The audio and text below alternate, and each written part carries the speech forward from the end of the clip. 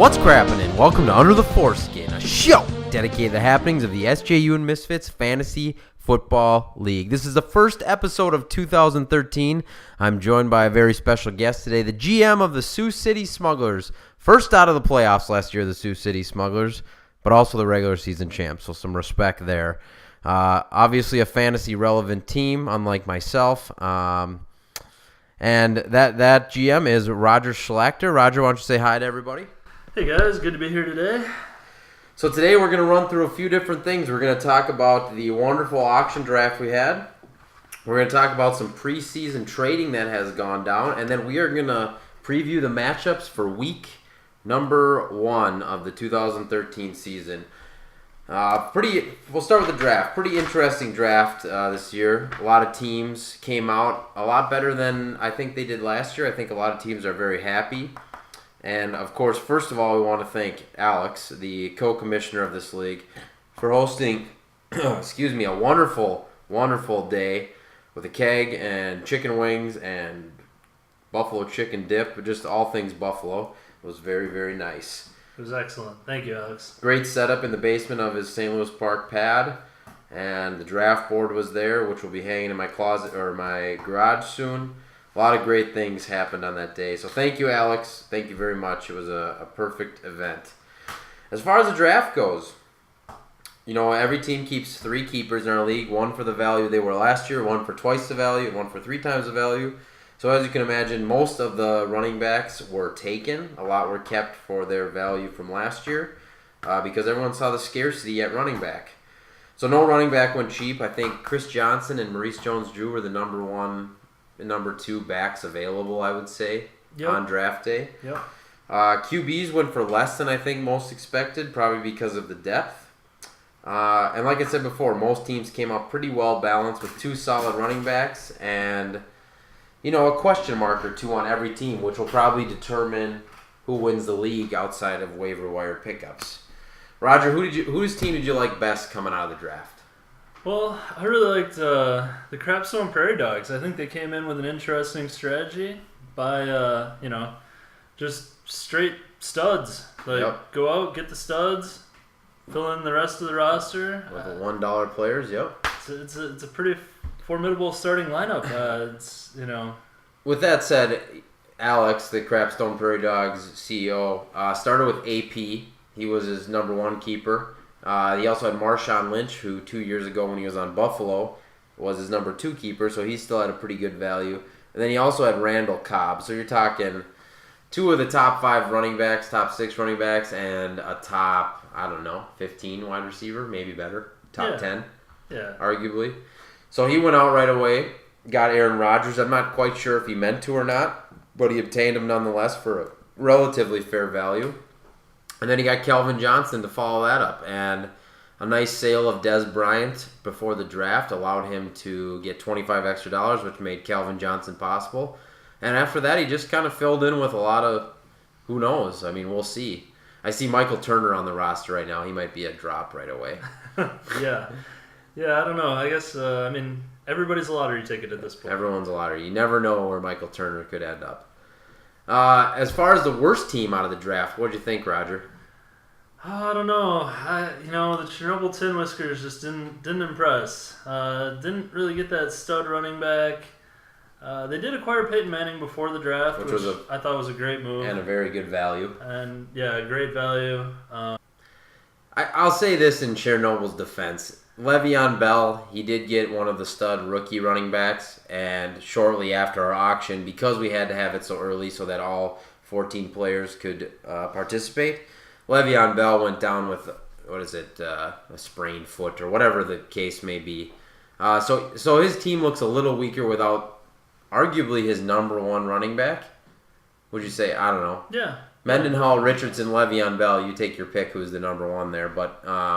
So his team looks a little weaker in that sense, but I think Peyton and Jordy is a question mark, but could turn out fine. I think it's a competitive team that he came up with. But I agree. If I was ranking the draft, I would say Chernobyl might have come out on the short stick, especially after losing the promise of Le'Veon Bell for a few weeks.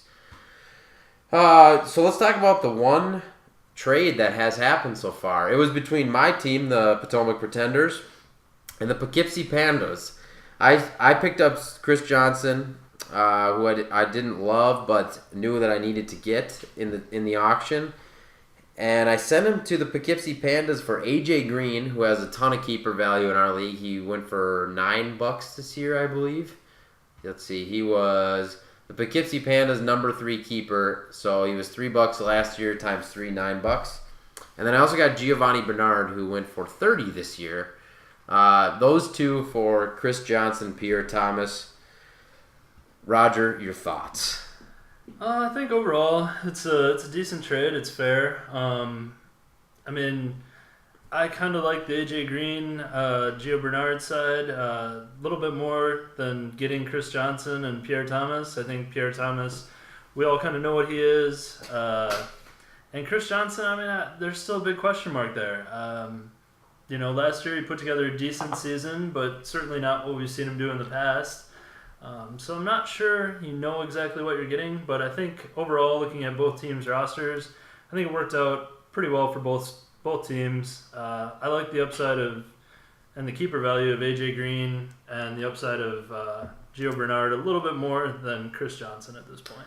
Yeah, you look at the Poughkeepsie Pandas team, and prior to the trade, his wide receivers were Demarius Thomas, Dwayne Bowe, and AJ Green. A very, very solid threesome by any stretch of the imagination. And then he had CJ Spiller, and his second running back was Mark Ingram. I believe that's who was going to start for the team. I think the SJU&Misfits Twitter account even mentioned that Mark Ingram was in the starting lineup for the Poughkeepsie Pandas. So obviously it was something that Tyler had to address. I think he went after it. He found a taker with someone with 3 running backs. I'm not going to call them great running backs because who knows what Lamar Miller will be. And almost as he didn't know what Giovanni Bernard would be. So I think it was a good trade for both teams. I obviously like the trade on my end or I wouldn't have done it. But I love AJ Green in my quest to become fantasy relevant. So let's dive right into the matchups. First on the board, leading off the season, still calling them Bakersfield. Baton Rouge Border Collies. Owner of that team is Jason the Jet Johannes. They take on the Hollywood Hotties. Now, the Border Collies, I would say, went very strong on running back with their 1-2. Ridley was his keeper, and T-Rich was also a keeper. And then he kind of just filled in with, I would say, middle-of-the-road, low-value but high upside wide receivers in Nix, Austin, and T.Y. Hilton. Which was almost a completely different strategy of the Hollywood Hotties, who went almost all solid, middle of the road, lots of depth players, and no one on the team really screams, "Oh my goodness, they're going to be so great," but no one is like, "Wow, I can't believe they're in the starting lineup." So a nice draft for the Hollywood Hotties. Nick Elson couldn't make the draft; we definitely missed him, but his new co-owner Jack Watson was there, and Jack did a very nice job filling in, and as a Johnny, he will be a wonderful addition to the SJU&Misfits league. Roger, who do you like in this matchup, and give me a point or two on why you like him. I think I'm going to go with, actually, the Border Collies in this one. I just think that Ridley's playing Buffalo this week. I think he's got a chance to score maybe a couple of touchdowns and maybe outscore his projections a little more than most of the guys on the Hollywood Hotties. So I think he might be just enough to get the Border Collies past the Hotties this week. Absolutely. I'm right there with you, and I know Jason doesn't like when I pick his team because every time I pick him, he loses. But I think last year I heard, all I do is listen to podcasts all day while I drive around for work, and the New England running backs had something like 500 yards and 5 touchdowns last year versus Buffalo in 2 games. Gotta like that for Stephen Ridley. I think Miles Austin, I think that game's going to be a shootout versus the Giants. Gotta love that. On the other side of the ball, Hakeem Nicks is going to be catching passes. I think it's going to be a good week for the Baton Rouge Border Collies. And for the Hotties, a week ago when Andre Brown, right before he broke his leg again, you think David Wilson, a good player, but not going to get the goal line carries. Looks like he's in for all the work. Eddie Lacy, a good player, now the number 1 back, it sounds like, in Green Bay. Who knows how they'll use him, but they do play San Francisco, so tough matchup. I think a lot of the matchups favor the Border Collies. Luck in Oakland, that's a nice matchup. So I'm going Border Collies this week. I think when the season ends up, I think these two could be very, very close, and I think they both could be playoff teams. So we'll see. We'll see what happens, and I'm going Border Collies, and Roger is also going Border Collies. Next up, we got the Gnawbone Butte Pirates versus the Poughkeepsie Pandas, and this matchup I would say features two of the pre-draft powerhouses. Both had very, very good keepers. Gnawbone Butte Pirates had, Alfred Morris for $1, Chris Ivory for $3, and Cam Newton for $2. So when you think about $6 spent, that's pretty well spent $6. For the Pandas, C.J. Spiller was a keeper. Jimmy Graham in his last year in Poughkeepsie, presumably, unless he's auctioned again. And then, who was his other keeper? Was it... Spiller, Graham, and I believe AJ Green. Oh, AJ Green, who he then traded to my wonderful Potomac Pretenders for the quest to be fantasy relevant. So this matchup, I think you got two really, really, really solid teams, both with some nice matchups. Projections 91-97 in favor of the Pandas. Who gives a fuck? I think for this one. Boy, I think I'm going to go Poughkeepsie Pandas. I just, Cam Newton at Seattle isn't a great matchup for him, and I think that could be the difference maker. I think Roethlisberger could outscore Cam Newton this week, and that could be the difference. Roger, your thoughts? Yeah, I'd probably just echo pretty much everything you said there. CJ Spiller might be in for a little bit of a rough week. They'll probably be down, going into this game. Might not run a whole lot, but... Overall, I think the Poughkeepsie Pandas might have just a little bit of an edge this week. But again, both of these teams look solid. Going further into the season, I wouldn't count the Gnawbone Butte Pirates out of any game. No, they got a very, very solid squad. No question about it. So we're both taking the Pandas this week. Good luck to both teams in your quest for the playoffs. Next up, the haunting matchup for the Sioux City Smugglers. Coincidentally enough, they take on the Buffalo Armadillos, who I don't believe they've beat yet in 2 years. Is that correct? That's correct. That's correct. So as stacked as Rogers' team has been in 2 years, he has never defeated the Jack Lincheski-led Buffalo Armadillos. This week might be a different story for old Jack Lincheski and his Buffalo Armadillos. They are going into Sioux City, taking on a whole new batch of smugglers, including Tom Brady, Wes Welker, Frank Gore, and Mike Williams. Boy, this is going to be a good matchup as well. Yahoo projects it close, 92-90 in favor of the Dillos. Dillos on a, 3 or 4 game winning streak for you? This would be 4 for them. This would be 4, so this would... For sure 4. For sure 4. So this would be 5 if they... I think the Buffalo Armadillos are looking as good as they will all season. Danny Amendola, Ray Rice, their value could not be higher than it is right now. Same with Colston. All guys that have seen a turned ankle or two. I think I'm going to go with the Buffalo Armadillos on this one. I think that New England defense, even though they're projected for 16 points, that with that rookie quarterback starting in Buffalo, E.J. Manuel with already a hurt knee, I think I'm going to go with the Dillos on this one, but it's going to be tight. Roger?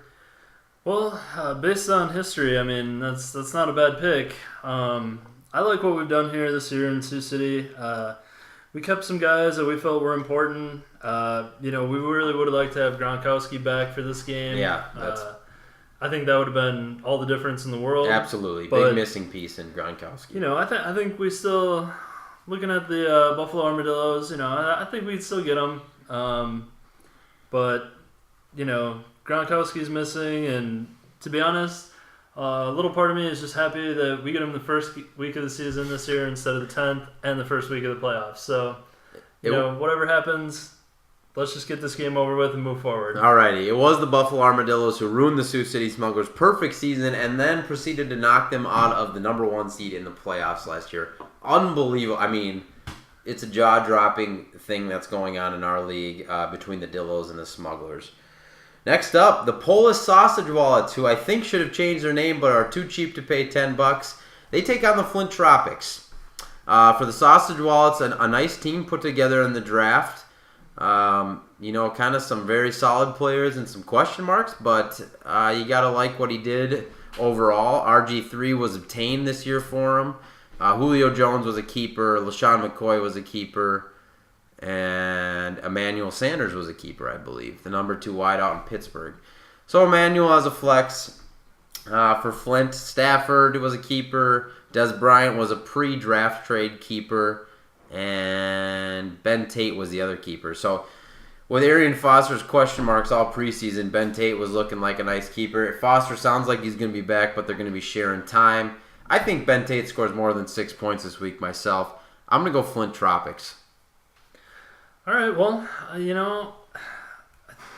this is a tough matchup. I think Yahoo's projections are definitely off in this one. I think this is going to be a lot closer matchup than what Yahoo's projecting. But, overall, I like what the Polish Sausage Wallets have done. Julio Jones, LaShawn McCoy, great guys. Ryan Matthews, there's definitely some injury risk there, but same with McFadden. Yeah, I think Matthews hit the bottom of the barrel last year. I don't think he could be any worse than he was last year. Yeah, that's true. More broken collarbones and touchdowns. That's pretty much rock bottom. So I'm going to go with the Polish Sausage Wallets in this one. Just because. Just because. It's a tough pick. I think both teams are as healthy as they'll probably be all season, as you could say about most teams. But we'll see what happens in that one. Next up, we both agree that the Chernobyl Tin Whiskers had arguably the worst draft overall. They take on the Waco Wrinkle Beasts in, I think, the lowest projected matchup of this week. 84-88. Again, Yahoo projections, whatever. The battle of stud quarterbacks, Peyton Manning versus Drew Brees. And after that, yikes. Vincent Jackson, Andre Johnson, Steven Jackson, Mendenhall. I mean, this is kind of a pick-em. I think the difference, I don't even know what the difference could be. Golden Tate versus Lance Moore. This could be the lowest scoring matchup of the week. I think I'm going to take the Waco Wrinkle Beasts just because I think Drew Brees is going to have a monster game versus Atlanta. But it's a tough pick. I think both teams could definitely win. By the way, Waco Wrinkle Beasts second place last year. Made it into the playoffs as a wild card team. Hit their stride when they hit the playoffs and made it all the way to the championship. So, congratulations, Joel, on becoming fantasy relevant in your first year with no keepers. That's very impressive. I wish I could say I've done the same. And for Mike, hey, we're on the same page. Quest for fantasy relevance begins right now. Peyton Manning tonight for you. Roger, who do you think wins this game and why? Oh boy, this is like just like you said, this is a tough one.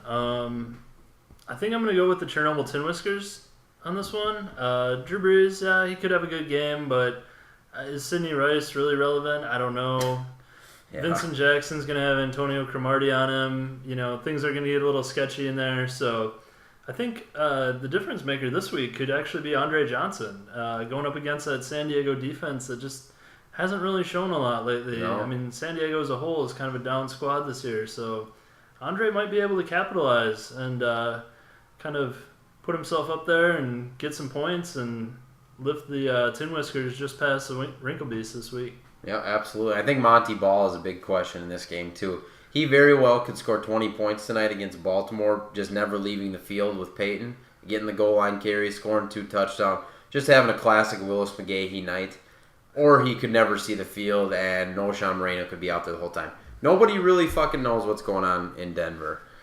All right, Crapstone Prairie Dogs, our consensus number 1 draft team, takes on the Duluth Draft Dodgers this year.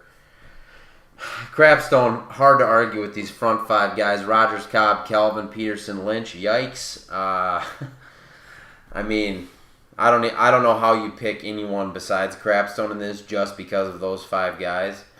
But in Duluth's defense, he came together with a nice squad. Good value on Matt Ryan, good value on Garcon, good value on Decker, as everyone was a little scared with the Welker edition. Forte as a keeper. DeMarco Murray with the running backs that were available, not a bad play. And Greg Jennings in Minnesota. I mean, Christian Ponder can't throw the ball more than 5 yards, but Jennings can make plays. He's done it on a broken leg in Madden. I've seen it. That is true. I think still though I have to go Crapstone Prairie Dogs. That starting five is scary, and until there's a chink in that armor, I have a hard time picking against Crapstone. Yeah, I got to go with Crapstone Prairie Dogs too. I mean, even looking at that top five, but then also looking at their kicker and their defense. I mean, they've got two solid pieces there as well. Yep. I mean, maybe a question mark at the flex and the tight end position, but overall, like Kyle said, I mean, until there's a chink in that armor, until bye weeks roll around and take their toll, it's looking too pretty to pass up. And I mean, I will say the Duluth Draft Dodgers look a lot more formidable this year than they have in years past, and I like some things they've done there. But absolutely. But for this week, I'm going to go with the Crapstone Prairie Dogs. Absolutely. The last matchup of the week. Have I mentioned that my Potomac Pretenders are on a quest to become fantasy relevant? So sick of hearing about it, and I'm going to hear about it the rest of the season. I understand that. I put together a great squad. I really feel good about my team. Love the trade I made. I got a lot of depth on the bench that you guys are all going to be just kissing my feet for in a couple weeks here. And I take on the Tallahassee Trouser Snakes, maybe my arch rival, David Trutell. He put together the same team he has for the last 3 years, so I don't really know even what to say. He's got Foster. He's got Bradshaw. Playing Oakland, gotta like that. Hopefully his foot doesn't go down. Steve Smith, Deshaun Jackson, same players he always has. Michael Vick, always has Michael Vick. Reggie Bush, I think, is the newcomer, really, to the Chernobyl Twin Whiskers, Trouser Snakes. I wish he wasn't playing the Vikings, because I think he could have a monster game against the Vikings. With that said, I love my team. I love where the Potomac Pretenders are heading. I'm going with the Pretenders this week. Yeah. I mean, I think overall this is a pretty good matchup. It's definitely kind of an exciting one. The one thing that I see is Colin Kaepernick, 20 points. That's a lot. Yeah, against Green Bay. I mean, Green Bay faced him once last year in the playoffs, and he had a nice game. He had a good game, but they're probably not going to get burned again by him in the same way that they did before. So, overall, I mean... With that said, a lion does not always catch a gazelle on the prairie in Africa. True. And the gazelle got away once and scored probably about 50 fantasy points in that playoff game. Probably. And I think he could do it again. And he's back on home turf. Yeah. I mean, he's a gazelle. The guy is a gazelle. And I think he's going to have a breakout year. And he's gonna make me fantasy relevant, maybe win me some money. I don't know. For your sake, I really hope he does. This week's interesting. I think Reggie Bush could have a good week. I mean, Michael Vick is a pretty big question mark still, and with Arian Foster maybe not getting the full load, I'm gonna lean towards the Potomac Pretenders and go with them. But overall, I mean, Vick's got some upside. Absolutely. And Deshaun to Vick. I mean, that's going to be a terrifying Monday night matchup for me. Yeah, definitely. You're gonna be on the edge of your seat for that. One 60-yard pass is equivalent to about 20 points, so it's just terrifying for me. You're definitely gonna have to be watching that game. Absolutely, and I will be. So that wraps up. Who did you pick, Roger? I didn't even catch it. No, I took the Pretenders. You took the Pretenders. Okay. Roger takes the Pretenders. I take the Pretenders to go 1-0, just like last year. So with that wraps up week 1 of Under the Foreskin. It was about a 24-minute show. That's pretty impressive. I hope you guys are having a great day at work while you're listening to this.